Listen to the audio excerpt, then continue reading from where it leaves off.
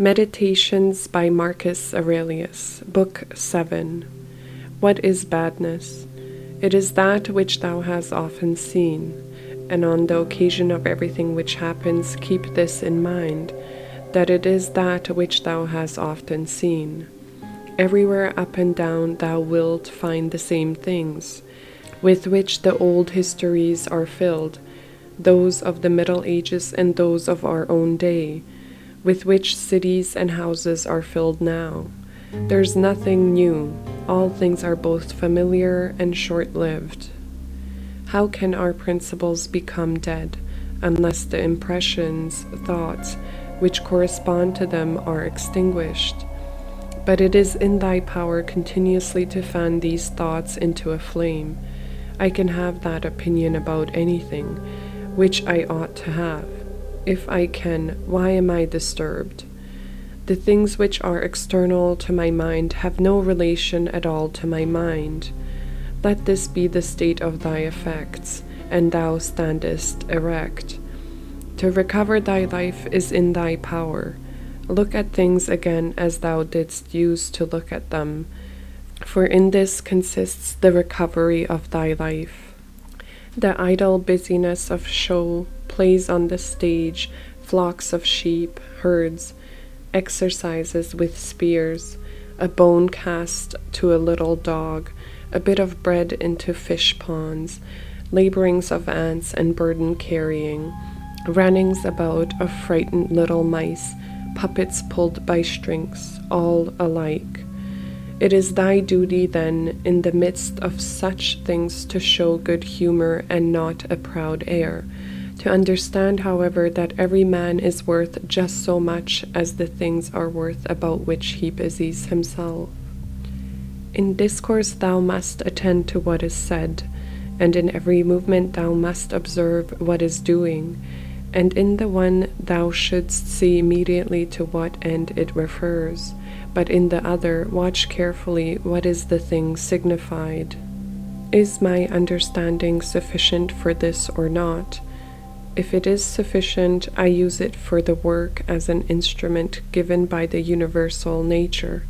But if it is not sufficient, then either I retire from the work and give way to him who is able to do it better, unless there be some reason why I ought not to do so, or I do it as well as I can, taking to help me the man who with the aid of my ruling principles can do what is now fit and useful for the general good. For whatsoever either by myself or with another I can do ought to be directed to this only, to that which is useful and well suited to society. How many, after being celebrated by fame, have been given up to oblivion, and how many who have celebrated the fame of others have long been dead? Be not ashamed to be helped, for it is thy business to do thy duty like a soldier in the assault on a town. How then, if being lame thou canst not mount up on the battlements alone, but with the help of another it is possible? Let not future things disturb thee, for thou wilt come to them, if it shall be necessary, having with thee the same reason which now thou usest for present things. All things are implicated with one another, and the bond is holy, and there is hardly anything unconnected with any other thing, for things have been coordinated, and they combined to form the same universe, order. For there is one universe made up of all things, and one God who pervades all things, and one substance, and one law, one common reason in all intelligent animals, and one truth. If indeed there is also one perfection for all animals which are the same stock and participate in the same reason. Everything material soon disappears in the substance of the whole, and everything formal, casual, is very soon taken back into the universal reason, and the memory of everything is very soon overwhelmed in time.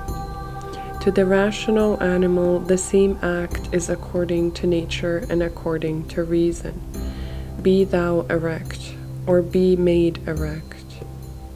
Just as it is with the members in those bodies which are united in one, so it is with rational beings, which exist separate, for they have been constituted for one cooperation, and the perception of this will be more apparent to thee.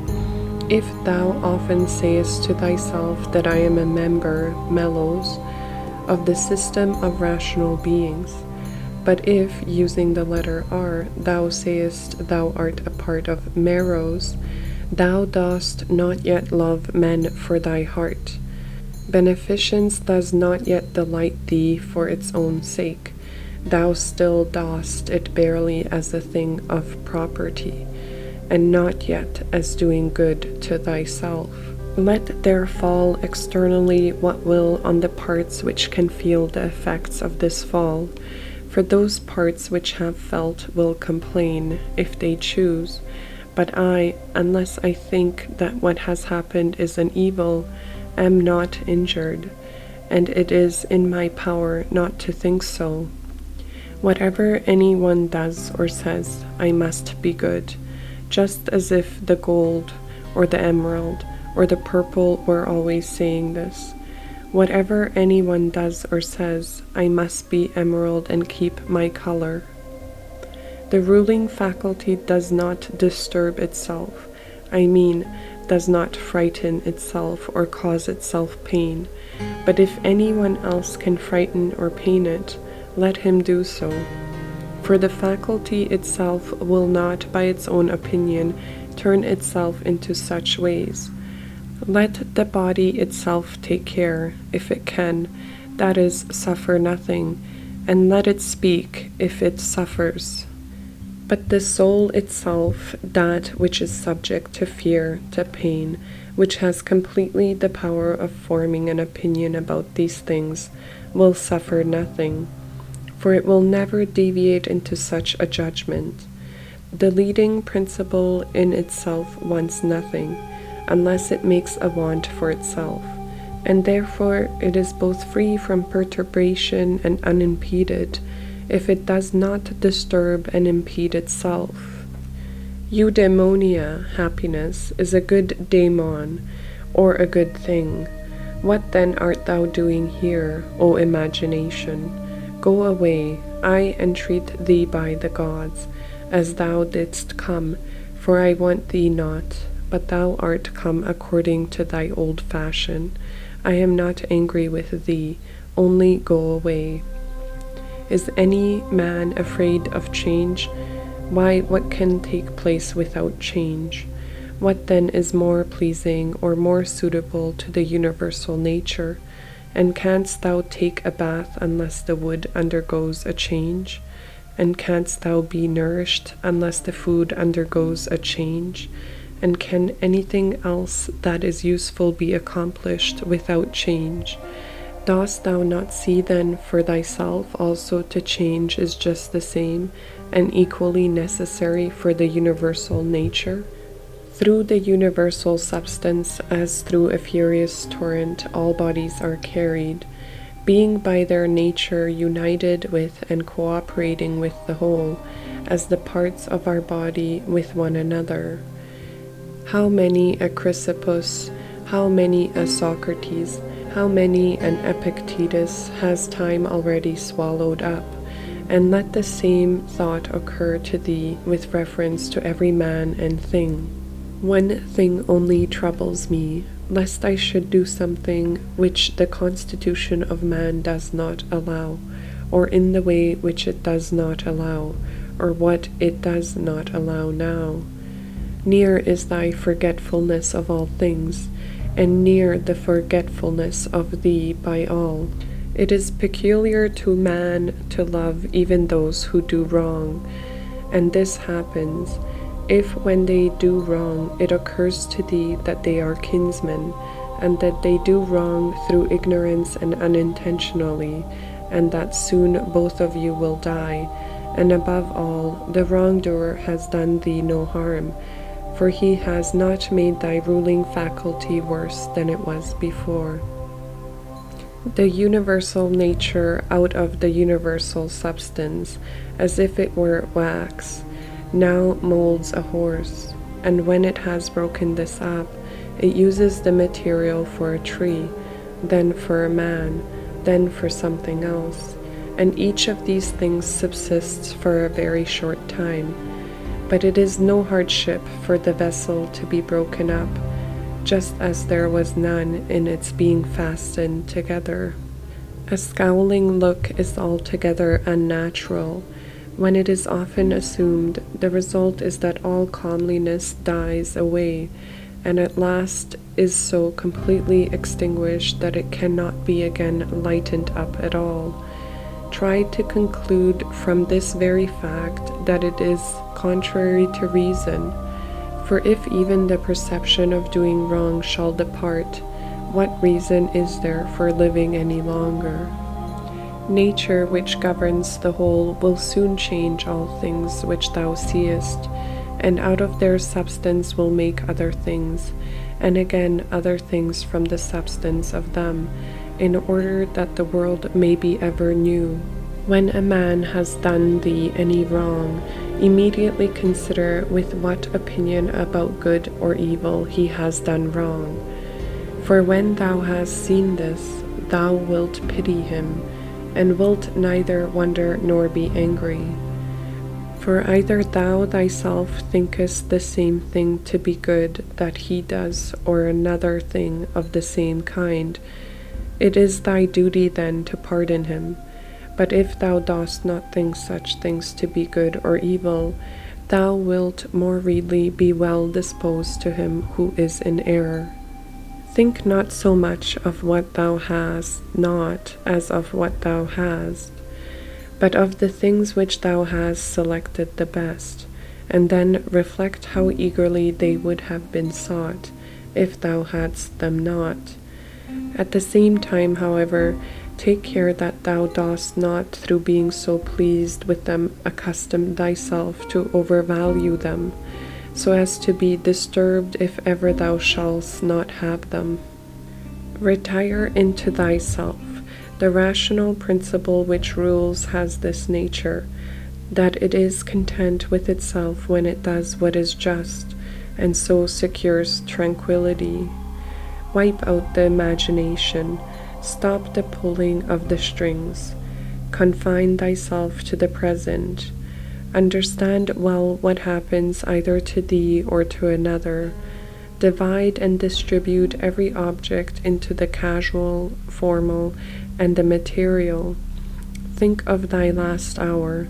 Let the wrong which is done by a man stay there where the wrong was done. Direct thy attention to what is said.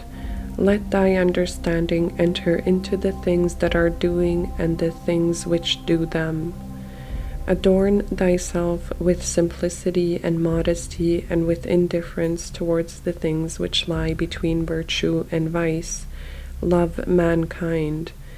Follow God. The poet says that love rules all, and it is enough to remember that love rules all. About death, whether it is a dispersion or a resolution into atoms or annihilation, it is either extinction or change. About pain, the pain which is intolerable carries us off, but that which lasts a long time is tolerable, and the mind maintains its own tranquility by retiring into itself, and the ruling faculty is not made worse, but the parts which are harmed by pain, let them, if they can, give their opinion about it. About fame, look at the minds of those who seek fame, observe what they are, and what kind of things they avoid, and what kind of things they pursue, and consider that as the heaps of sand piled on one another hide the former sands, so in life the events which go before are soon covered by those which come after. From Plato, the man who has an elevated mind and takes a view of all time and of all substance, Dost thou suppose it possible for him to think that human life is anything great? It is not possible. He said, such a man then will think that death also is no evil. Certainly not. From Antisthenes, it is royal to do good and to be abused. It is a base thing for the countenance to be obedient and to regulate and compose itself as the mind commands, and for the mind not to be regulated and composed by itself. It is not right to vex ourselves at things, for they care not about it. To the immortal gods and us give joy. Life must be reaped like the ripe ears of corn. One man is born, another dies. If gods care not for me and for my children, there is a reason for it. For the good is with me, and the just. No joining others in their wailing, no violent emotion. From Plato, but I would make this man a sufficient answer, which is this: thou sayest not well, if thou thinkest that a man who is good for anything at all ought to compute the hazard of life or death, and such not rather take look to this only in all that he does, whether he is doing what is just or unjust, and the works of a good or a bad man.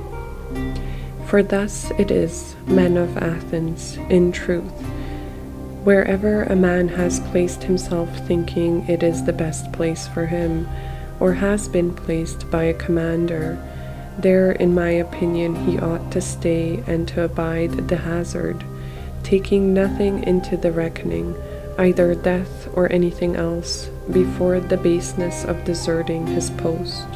But, my good friend, reflect whether that which is noble and good is not something different from saving and being saved.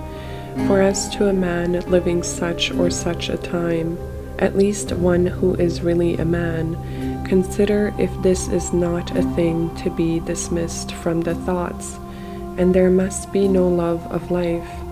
But as to these matters, a man must entrust them to the deity, and believe what the women say, that no man can escape his destiny, the next inquiry being how he may best live the time that he has to live. Look round at the courses of the stars, as if thou wert going along with them, and constantly consider the changes of the elements into one another, for such thoughts purge away the filth of the terran life.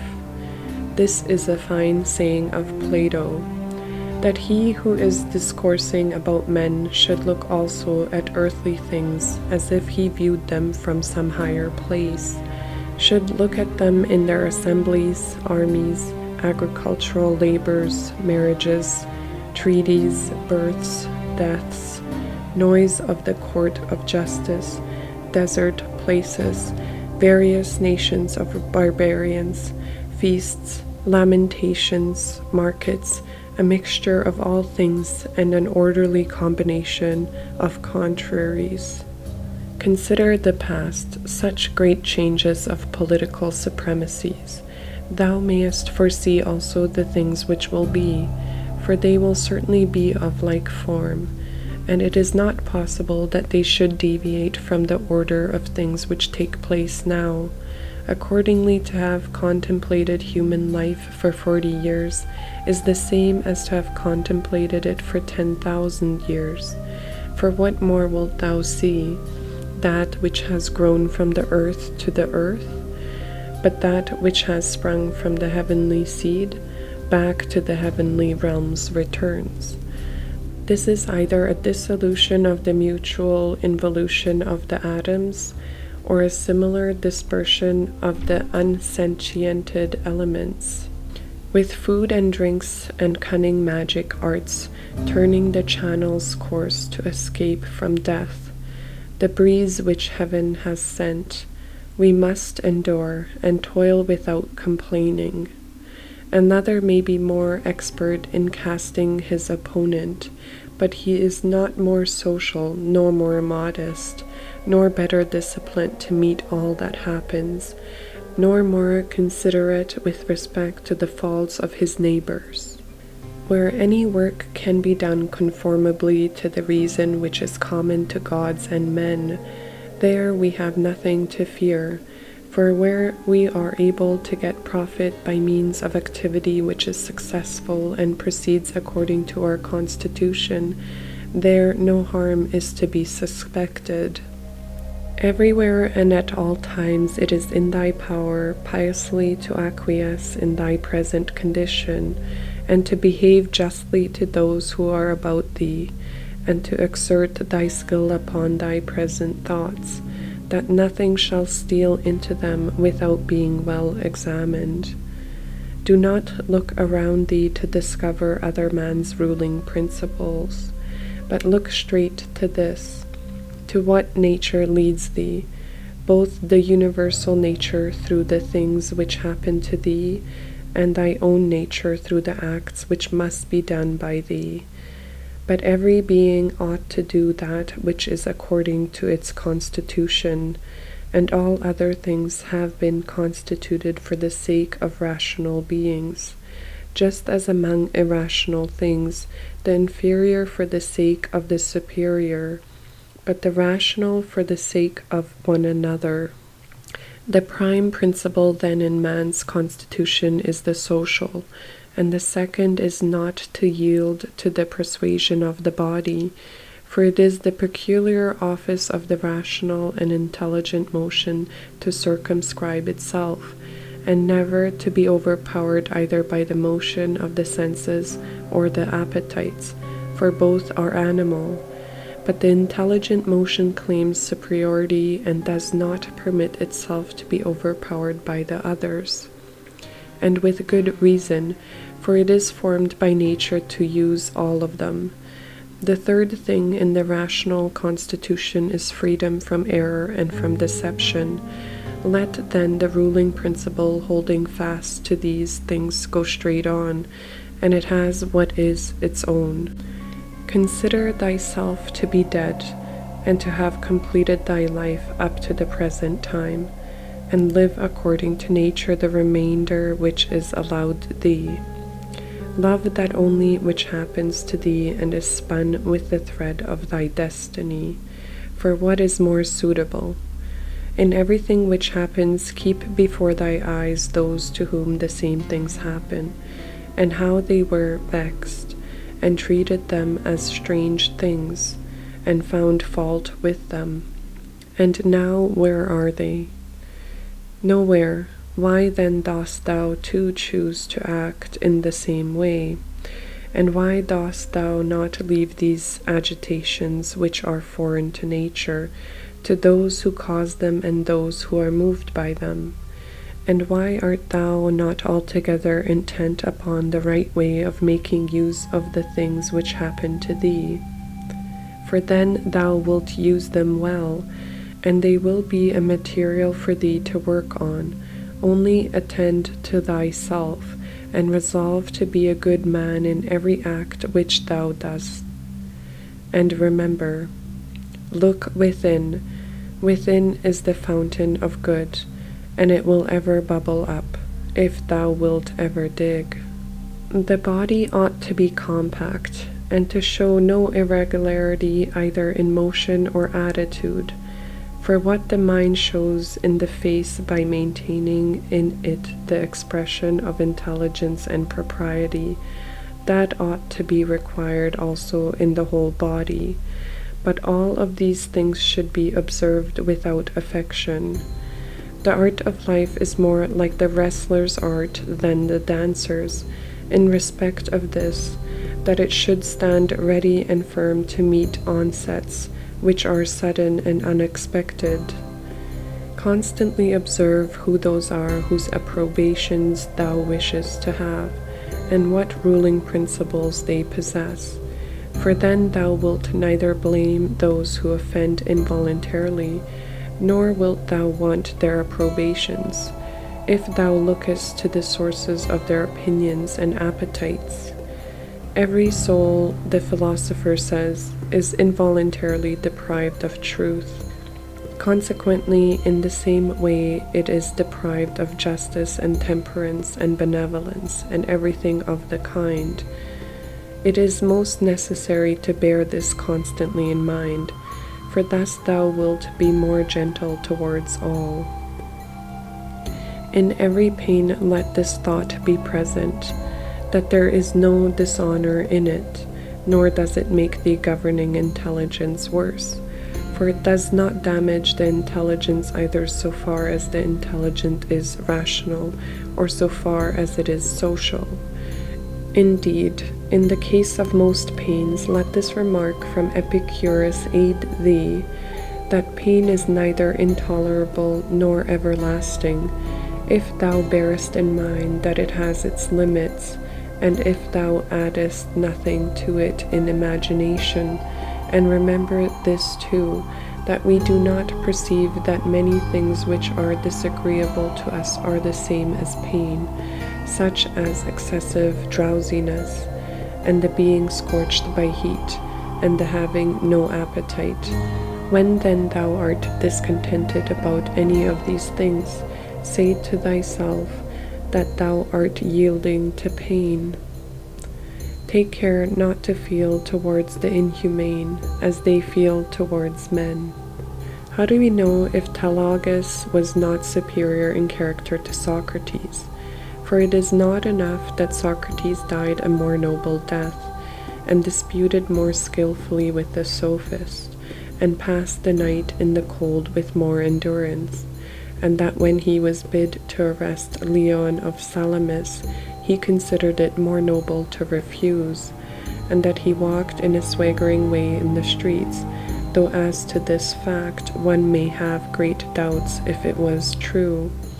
But we ought to inquire what kind of a soul it was that Socrates possessed, and if he was able to be content with being just towards men and pious towards the gods, neither idly vexed on account of men's villainy, nor yet making himself a slave to any man's ignorance, nor receiving as strange anything that fell to his share out of the universal, nor enduring it as intolerable, nor allowing his understanding to sympathize with the effects of the miserable flesh.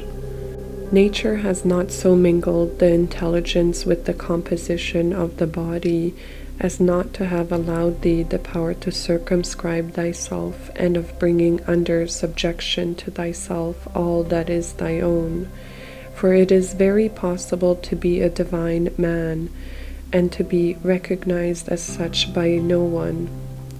Always bear this in mind. And another thing too, that very little indeed is necessary for living a happy life. And because thou hast despaired of becoming a dialectician and skilled in the knowledge of nature, do not for this reason renounce the hope of being both free and modest and social and obedient to God. It is in thy power to live free from all compulsion and the greatest tranquillity of mind, even if all the world cry out against thee as much as they choose, and even if wild beasts tear in pieces the members of this kneaded matter which has grown around thee.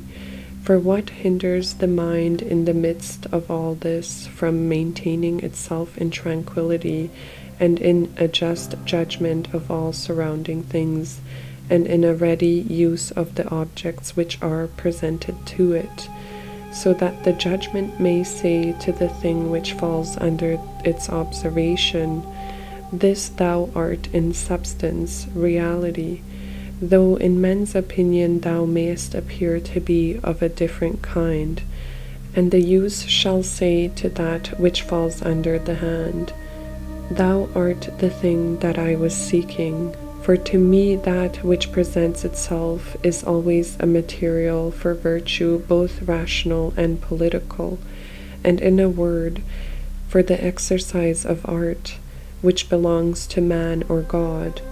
For everything which happens has a relationship either to God or man, and is neither new nor difficult to handle, but usual and apt matter to work on. The perfection of moral character consists in this, in passing every day as the last, and in being neither violently excited, nor torpid, nor playing the hypocrite. The gods who are immortal are not vexed because during so long a time they must tolerate continually men, such as they are, and so many of them bad. And besides this, they also take care of them in all ways. But thou, who art destined to end so soon, art thou wearied of enduring the bad, and this, too, when thou art one of them? It is a ridiculous thing for a man not to fly from his own badness, which is indeed possible, but to fly from other men's badness, which is impossible. Whatever the rational and political social faculty finds to be neither intelligent nor social, it properly judges to be inferior to itself. When thou hast done a good act, and another has received it, why dost thou look for a third thing besides these, as fools do, either to have the reputation of having done a good act, or to obtain a return? No man is tired of receiving what is useful, but it is useful to act according to nature.